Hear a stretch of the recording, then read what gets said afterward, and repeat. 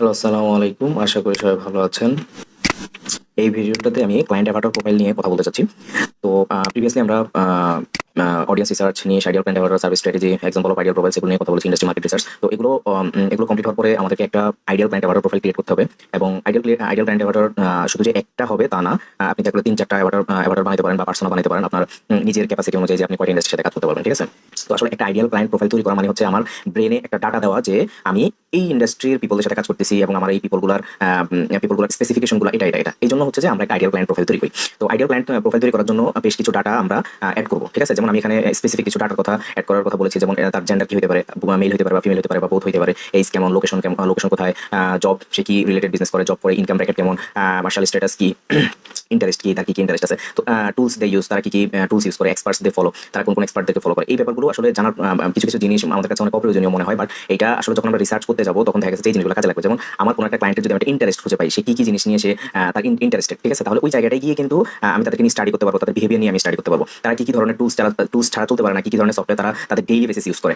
হ্যাঁ, তারপর হচ্ছে যে কোন এক্সপার্টদেরকে তারা ফলো করে। মানে এজ মাচ ইনফরমেশন আমি যত নিব তত তাদের সাথে আমার কমিউনিকেট করতে, কথা বলতে আমার সুবিধা হবে। ঠিক আছে?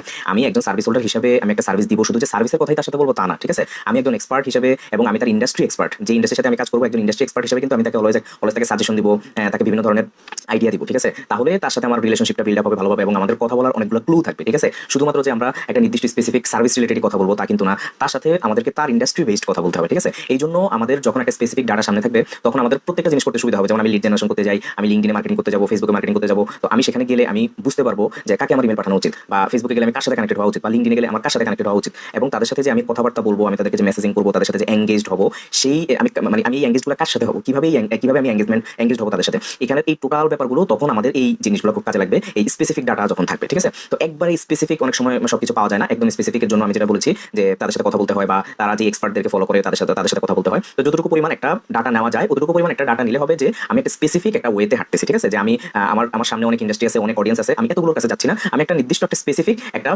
অডিয়েন্সের পিছনে আমি দৌড়াচ্ছি। ঠিক আছে?